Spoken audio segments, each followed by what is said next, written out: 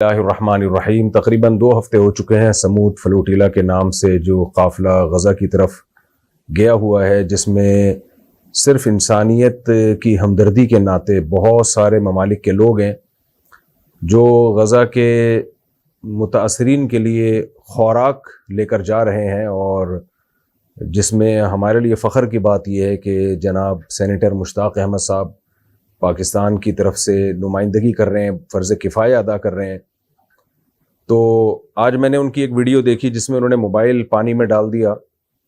بڑی ہمت ہے، ان کی ہمت کو سلام ہے، اور یہ میں ویڈیو اسی وجہ سے ریکارڈ کروا رہا ہوں ان کی یہ ویڈیو آنے کے بعد کہ ہماری دعائیں ہیں کہ اللہ تعالیٰ یہ جو قافلہ غزہ کے مظلومین کے لیے رواں دواں ہے، اللہ اس قافلے کو اپنے مقصد میں پورا فرمائے۔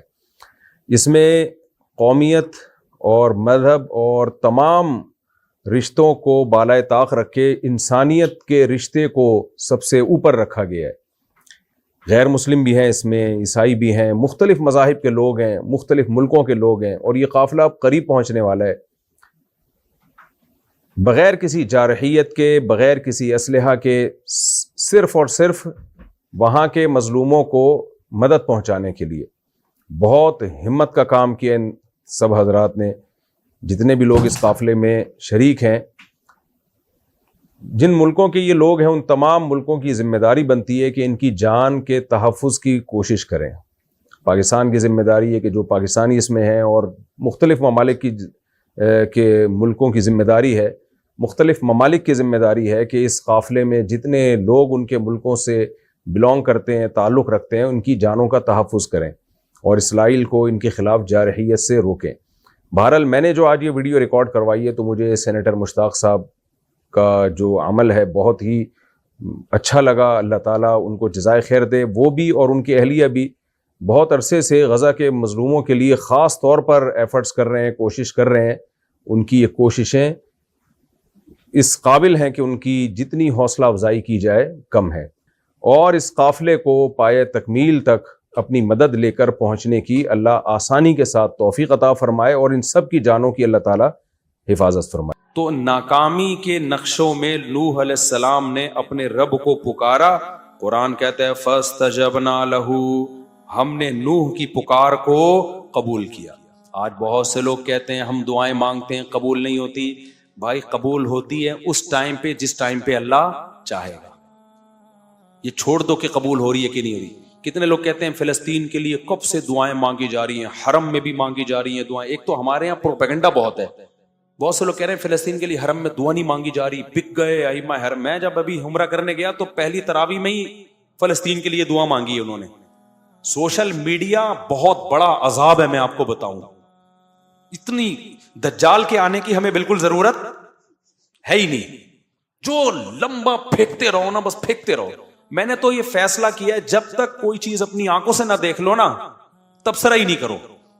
جو اٹھا کے فیس بک پہ جس کا جو ٹھڑک نکالنی ہوتی ہے نکال کے، میں پہلا دن تراویح کا تھا، اسی میں پہلے دن ہی فلسطین کے مظلوموں کے لیے وہ جو تراویح میں دعا، وتر میں دعا مانگتے ہیں، پہلے دن ہی دعا مانگی۔ میں نے کہا لو بھائی، ابھی ہم کل کلپ دیکھ رہے تھے کہ دعائیں فلسطین کو لیے دعا نہیں مانگی جا رہی۔ تو جو کیا کہہ رہا تھا میں، اب ہاں لوگ کہتے ہیں اتنے عرصے سے ہم دعائیں مانگ رہے ہیں قبول نہیں ہو رہی، اس چکر میں بہت سے لوگ دعا مانگنا چھوڑ دیتے ہیں۔ یہ مت کرو۔ بنی اسرائیل کتنے عرصے سے دعا مانگ رہے تھے، پھر اللہ نے موسیٰ کو بھیجا، کلیم اللہ کو۔ پھر موسیٰ کے آنے کے بعد حضرت موسیٰ نے بھی دعائیں مانگی ہوں گی، راتوں کو اٹھ کے بنی اسرائیل نے اور مانگی ہوں گی، لیکن ظلم کم ہونے کے بجائے بڑھتا جا رہا ہے۔ تو کیا موسیٰ علیہ السلام نے دعائیں مانگنا چھوڑ دی ہے بھائی؟ یا موسیٰ اوذینا من قبل ان تأتینا ومن بعد ما جئتنا، اے موسیٰ تیرے آنے سے پہلے بھی ظلم، تیرے آنے کے بعد بھی ظلم، کوئی فائدہ نہیں ہو رہا۔ حضرت موسیٰ کیا کہہ رہے ہیں؟ بہت مزہ آتا ہے مجھے اس آیت کے پڑھنے میں۔ بنی اسرائیل نا بڑی قسم پرسی سے حضرت موسیٰ کے پاس آئے، یا موسیٰ اوذینا من قبل ان تأتینا، اے موسیٰ تیرے آنے سے پہلے بھی عذاب میں تھے، ومن بعد ما جئتنا، تو نجات دہندہ بن کے آیا ہے، لیکن تیرے آنے سے ہمیں کوئی فائدہ نہیں ہوا۔ مطلب کہ ہم تو دعائیں مانگ رہے ہیں, سب کچھ کر رہے ہیں, پھر بھی فائدہ نہیں ہو رہا. موسیٰ نے جواب میں کیا کہا؟ یا قوم ان الارض للہ استعینوا باللہ واصبروا. دیکھو اللہ سے مدد مانگتے رہو جیسے اب مانگ رہے ہو, اور صبر بھی کرتے رہو ساتھ ساتھ. دعا صبر کے بغیر نہیں ہوتی. یا قوم استعینوا باللہ واصبروا, اے میری قوم اللہ سے دعائیں مانگتے رہو اور صبر کرتے رہو. آگے دلیل کتنی شاندار دی ہے. سوال پیدا ہوتا ہے بھائی یہ کام تو ہم پہلے سے کر رہے ہیں نا, رزلٹ تو کوئی آؤٹ ہو نہیں رہا, آپ تو وہی کام کا حکم دے رہے ہو جو ہم پہلے سے کر رہے ہیں.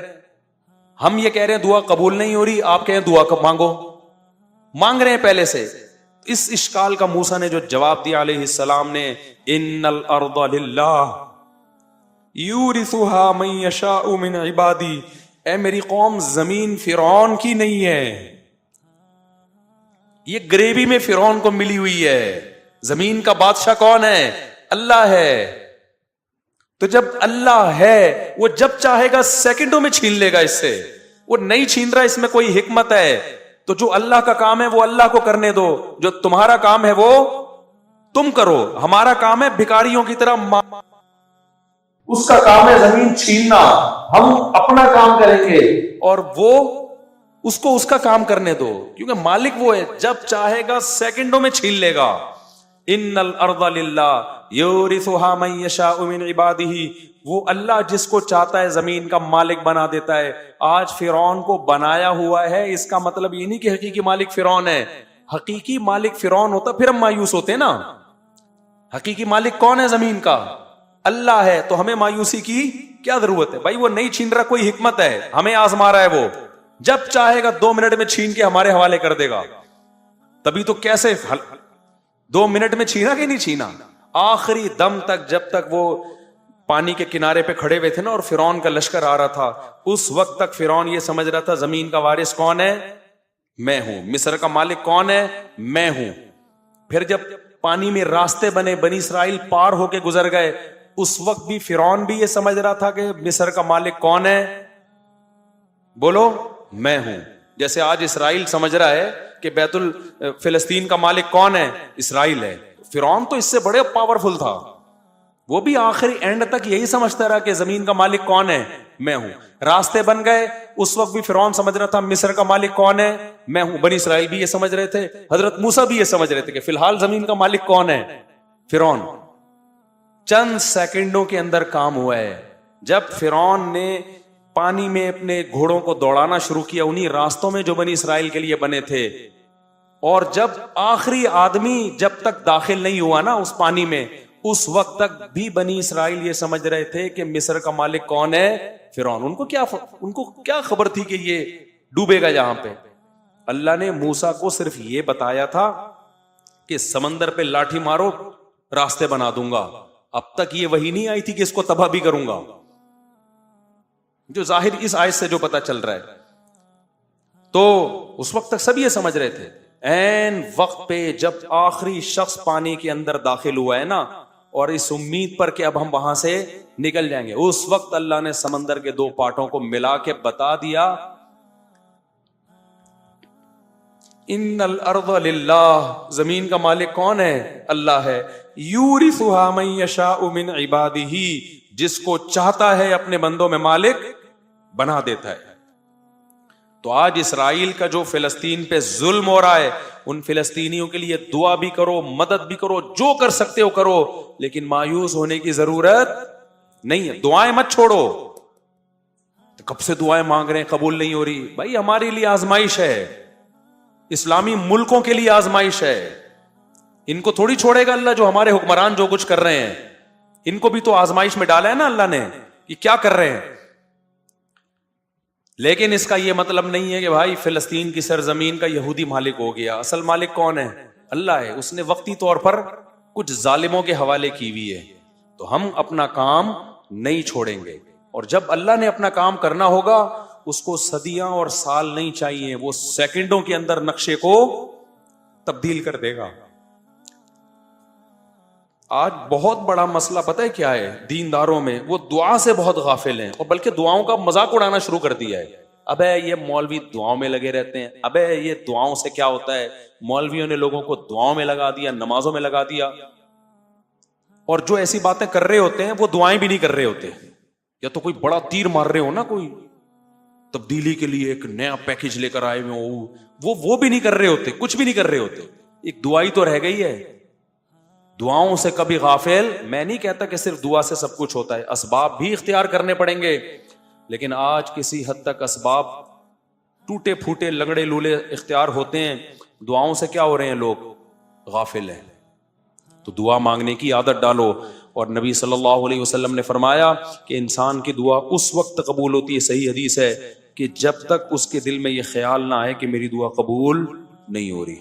جب یہ خیال آتا ہے نا یار مانگ رہا ہوں قبول نہیں ہو رہی, پھر قبول نہیں ہوتی. تو اس لیے یہ جو آیتیں میں جلدی سے بس 2-3 آیتیں پڑھ کے بیان کو ختم کرتا ہوں, ان کا خلاصہ یہی ہے کہ نوح علیہ السلام ناکامی کے اسباب میں اللہ کہتے ہیں جب قسم پرسی میں ہمیں پکارا, فاستجبنا لہ, ہم نے نوح کی دعا کو قبول کیا. کب قبول کیا؟ 950 سال کے بعد, کتنے سالوں کے بعد, لیکن کیا نا اللہ نے. یعقوب علیہ السلام ساری زندگی دعا مانگتے رہے, قبول بڑھاپے میں کیا. اگر نہ مانگتے تو کچھ بھی نہیں ہوتا. تو اور اللہ اگر ایسے دعائیں قبول کرنا شروع کر دے, ادھر مانگی ٹھک کر کے, وہ تو پی کے فلم ہو جائے گی. وہ شارٹ کلپ کسی نے بھیجا تھا, میں فلمیں نہیں دیکھتا, یہ ذہن میں کچھ لوگوں نے لکھا ہوا ہے اس نے چھپ کے پوری فلم دیکھی ہے. نہیں دیکھی, اللہ کی قسم نہیں دیکھی. ہاں یہ ضرور ہے کہ اس کے کچھ شارٹ کلپ تھے, وہ بھی دوستوں کے ساتھ دیکھے ہیں, وہ بھی وہ والے کلپ جو بہت ہی خاندانی قسم کے کلپ تھے. تو اگر ایسے قبول ہوتی نا, سموسا مانگ رہا ہے, ٹھک کر کے سموسا رکھ کے چلا گیا, تبھی تو اس نے کہا کہ اگلا ورژن چاہیے, بیٹر وا ختم ہو گیا, کیا کہہ رہا تھا وہ بیٹر وا. اگر اس طرح سے دعائیں قبول ہوتی, اللہ میری فلاں جگہ شادی کرا دے, ٹھک کر کے ہو گئی, تو پھر تو ایمان بالغیب رہتا. ایمان بالغیب تو ایمان بالغیب تھوڑی رہتا. پھر تو بھائی جو مانگو ٹھک کر کے مل رہا ہے. پھر تو کافر بھی کہتے یار دعائیں مانگو بس. تو اللہ نے غیب میں رکھا ہے, تبھی دعائیں وہ لوگ مانگتے ہیں جن کا ایمان بالغیب ہوتا ہے. وہ بہت جاندار دعائیں مانگتے ہیں. جن کا ایمان بالغیب نہیں ہے, ان کا ہر عبادت میں دل لگتا ہے, دعا میں ان کا دل نہیں لگتا. ان کو لگتا ہے یار یہ ایسے ہی بس جا رہا, وہ نماز پڑھ لے گا, قرآن پڑھ لے گا, دعا نہیں مانگے گا. تو اللہ تعالیٰ فرماتے ہیں فاستجبنا لہ, ہم نے ان کی دعا کو قبول کیا. ونصرناہ من القوم الذین کذبوا بآیاتنا, اور جو لوگ ہماری آیات کا انکار کرتے تھے ہم نے نوح کی ان پر مدد کی. نوح علیہ السلام کمزور تھے, ہم نے ان کی مدد کی. آگے اللہ نے سلیمان اور داؤد علیہ السلام کا تذکرہ کیا کہ ہم نے کیسے کیسے ان کو نوازا.